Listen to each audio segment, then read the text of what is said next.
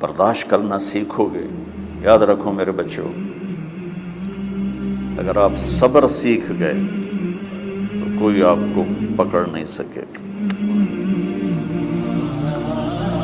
یہ جو ریسنگ گاڑیاں ہوتی ہیں نا، فراری اور مختلف ان کے نام ہیں، مشہور فراری ہے، اٹلی میں بنتی ہے. لیمبورگینی، یہ دونوں بنتی ہیں وہاں اٹلی میں. اور اس میں جو آدمی جا رہا ہو اس کے لیے سپیڈ لمٹ کی قید کوئی نہیں، ورنہ سب گاڑیوں پہ 120 کلومیٹر پر کے اوپر جائیں گے تو جرمانہ ہوگا. لیکن جو آدمی لیمبورگینی میں جا رہا ہے یا فراری میں جا رہا ہے اس کے لیے کوئی جرمانہ نہیں، چونکہ وہ یوں کرو تو 1 سیکنڈ میں وہ 120 پہ چلی جاتی ہے. صرف اتنا کرنے سے شم ایسے جاتی ہے. تو میں آپ کو ایک لیمبورگینی دینا چاہتا ہوں، فراری 8 کروڑ کی ہے. فراری 8 کروڑ کی گاڑی ہے فراری.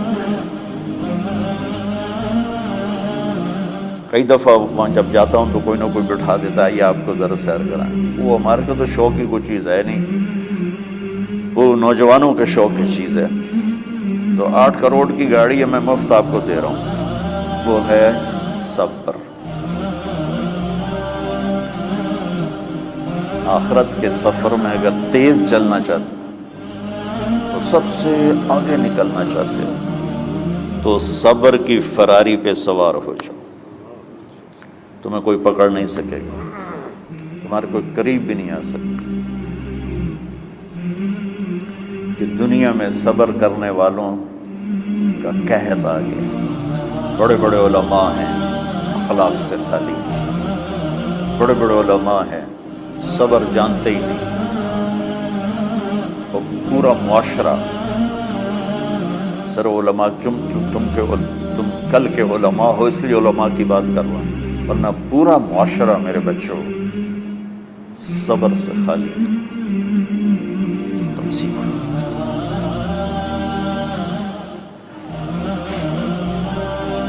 دیکھو میری ایک بات سنو، علم کی کمی ہو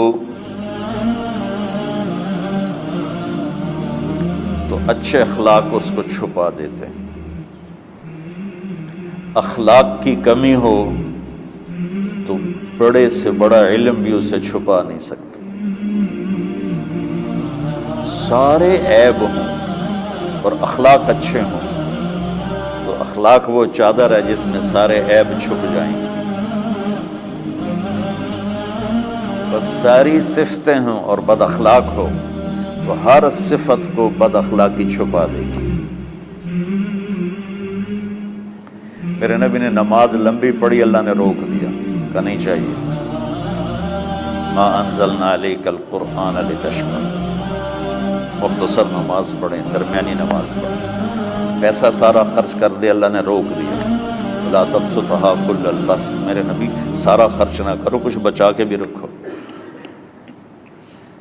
تبلیغ میں اپنی جان کھپائی، اللہ نے اس سے بھی روک دیا. فلا تذهب نفسك عليهم حسرات، تبلیغ کرو خود نہ مر جاؤ. تبلیغ کتنا بڑا عمل ہے، اللہ نے کہا اعتدال. نماز کتنا بڑا عمل ہے، اللہ نے کہا درمیانہ ہاتھ رکھو. مال خرچ کرنا کتنا بڑا عمل ہے، اللہ کا درمیانہ ہاتھ رکھو. جب میرے لیے میں نے اخلاق میں بلند پرواز دکھائی تو اللہ نے کہا شاباش انک لعلی خلق عظیم. میرا نبی میں آپ کو شاباش دیتا ہوں، آپ کے اخلاق بڑے عالی شان.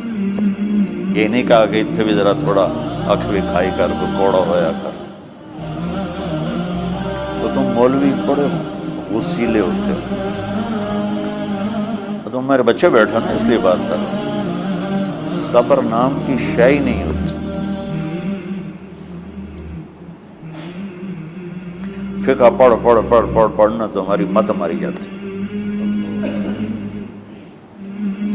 قرآن کو بھی فقہ کے انداز میں پڑھتے ہیں، حدیث کو بھی فقہ کے انداز میں. بخاری سے زیادہ امام بخاری پڑھاتے ہیں. ترجمۃ الباب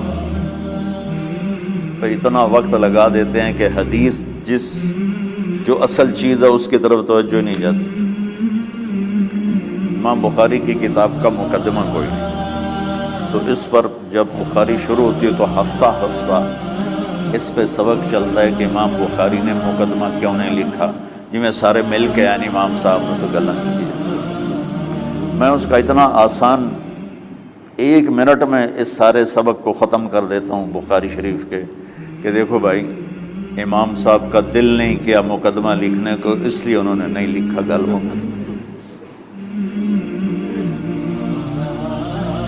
ایک حدیث کے عنوان اور حدیث میں جوڑ نہیں تھا، تو شیخ رمزی بہت بڑے فاضل آدمی ہمارے فیصلہ آباد، میں نے کہا شیخ یہ جوڑ کوئی نہیں، کہ شیخ ھذا من اصعب ابواب البخاری، یہ بخاری شریف کے مشکل ترین ابواب میں سے۔ میں نے کہا بڑا آسان کام ہے، امام بخاری بھول گئے، ترجمہ کوئی اور تھا، حدیث کوئی اور لکھ دی، بھول گئے، بشری تو ہیں، کیوں بچوں کو مصیبت باندھتے؟ تو بچوں شوق سے جاؤ، بہانے نہ کرو، ہماری طرح تھوک ڈال کے پیٹوں میں درد، وہ شامہ پہ جاؤں گیا پھر توڑیاں، ٹھیک ہے نا؟ میں زیادہ بول نہیں سکتا ہوں، ضروری سمجھ کے آیا تھا کہ تم خوشی سے جاؤ۔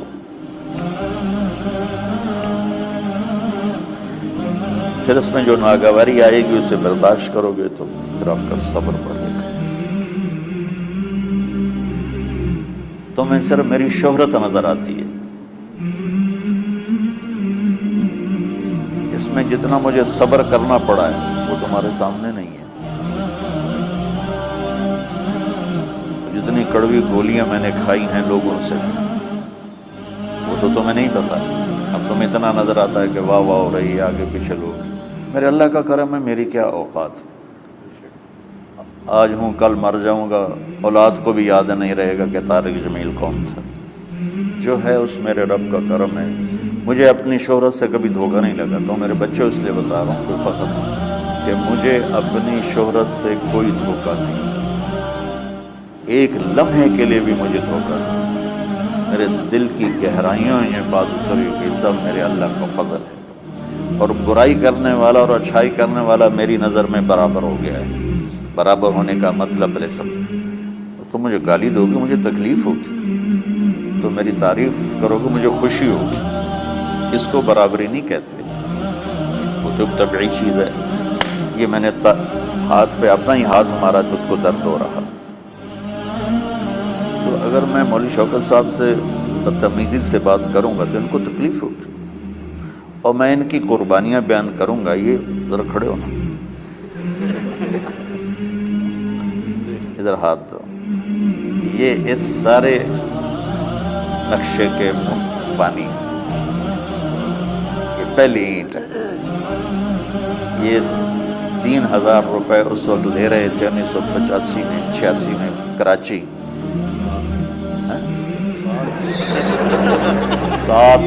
7,000 ان کی تنخواہ تھی، اور میں نے ان کو تلمبے میں بلایا 900 روپے مہینے کا، کتنا فرق ہے 7,000 اور 900 کا؟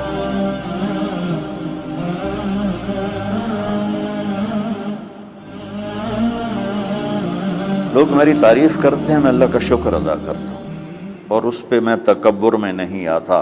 یہ ہے مدح اور ذم برابر ہو جائے، یعنی تعریف کرنا اور برائی کرنا برابر ہو جانے کا مطلب یہ نہیں ہے کہ برائی سن کے اثر نہیں ہوتا اور تعریف سن کے اثر نہیں ہوتا، نہیں، برابر ہونے کا مطلب بتا رہا ہوں، اس کی توفیق تائید رحمت اپنی اولاد کو بتا رہا ہوں۔ کوئی میری تعریف کرتا ہے میں اللہ کا شکر ادا کرتا ہوں اور اپنے آپ کو بھولتا نہیں ہوں، کوئی میری برائی کرتا ہے تو میرے دل میں اس کے لیے کوئی منفی جذبہ نہیں پیدا ہوتا، یہ ہے اچھائی برائی کو برابر کرنا، کہ میرے اوپر مختلف الزام لگتے ہیں تو میں ان کو پی جاتا ہوں، اور اس طرح کا معاملہ کرنے والوں سے اپنے دل کو بالکل صاف رکھتا ہوں، بالکل صاف، اور میرا ان سے معاملہ اسی طرح ہوتا ہے جیسے پھر آؤ جی اپنی وجہ سے کبھی کسی سے قطع تعلق نہیں کرتے۔